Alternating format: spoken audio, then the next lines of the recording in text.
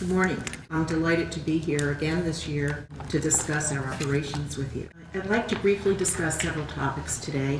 The first topic is the key accountabilities of individuals, groups, and professional firms in the annual reporting process and the roles that these groups play in helping us meet our fiduciary accountabilities to our members. Then we'll talk about some summarized financial information and statistics, followed by a discussion of our major accomplishments in 2009 to improve our financial operations, and then how we plan to spend our time in 2010. An effective governance structure is more important than ever in these challenging times. The leadership of the pension boards has adopted best practices in stewardship of financial resources entrusted to us.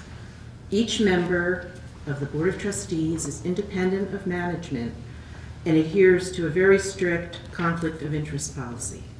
The board formally approved the financial statements that you see in the annual report at their meeting in March of 2010, and they did this based on the recommendation of the Audit Committee. And the chair of the Audit Committee is a financial expert.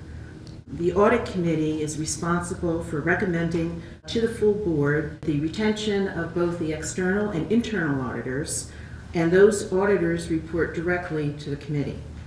All audit services and compensation are authorized by the Audit Committee.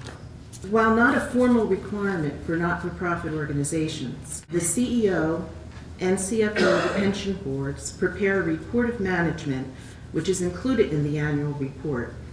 Mike Downs and I both sign on the dotted line, attesting to a series of statements, including that we're responsible for the integrity and objectivity of all of the financial information in that annual report.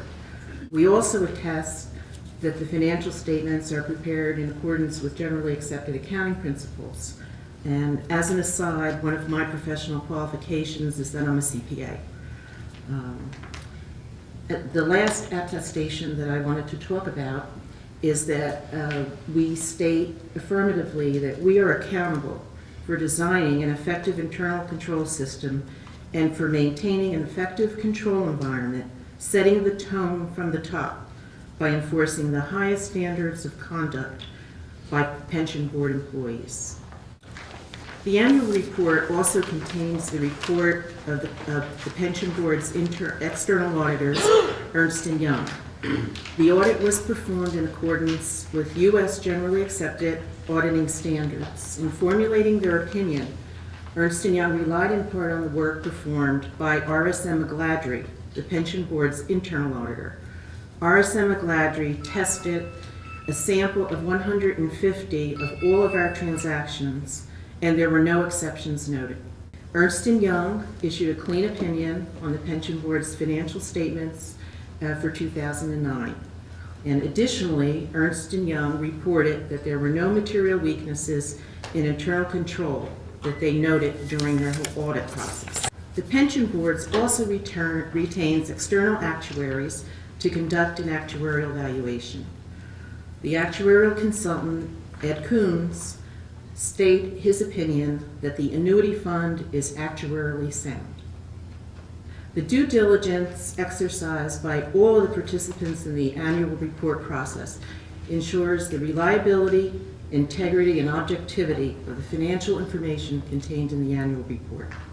I'd like to now highlight some summarized financial information included in the report. Annuity fund membership remained relatively constant during the 4 years ended December 31, 2009, in the range of 21,000 to 21,500 members. But as you can see from the chart, and as Mike had mentioned, there are several noticeable trends during this time period. The green line, representing the number of annuitant members, has an upward slope. Annuitant members at the beginning of the period were 41% of the total membership. At the end, they were 44%, an increase of 3 percentage points. The red line, representing the inactive members, increased sharply and continued upward in 2009. Inactive members were 29.5% of the total membership compared to 28% at the end of 2005, which is an increase of 1.5 percentage points. So then when we look at the blue line, which is the active members, as a percentage of total members during the period, they declined 4.5%, so that active members are currently 26.5% of our membership base. The combined net assets of the pension boards increased by 11.9% during 2009, reaching nearly $2.7 billion.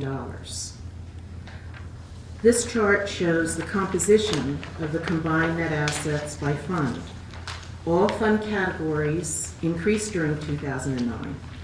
The largest fund is the Annuity Fund, with $1.3 billion in net assets, or about 49% of the total. The next largest fund is the Accumulation Fund, with $1.2 billion in assets.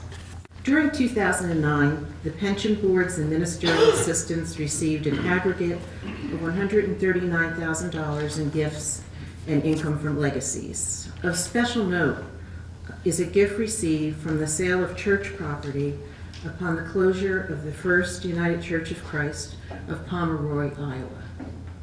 At last year's annual meeting, we discussed our major initiatives for 2009, and we're pleased to report the following accomplishments. We transitioned to a new custodian and established a new banking relationship effective November 1st, 2009. After an extended evaluation process, Northern Trust was selected as our partner. The project plan for the conversion was quite rigorous and included the re-engineering of critical workflows and detailed procedures relating to 8 different work streams. The conversion was successful, with more than 1,000 security positions transferred completely and accurately to the new custodian. We've seen many benefits from the conversion, including improved efficiencies, enhanced controls, and a significant reduction in paper use due to the implementation of imaging technology.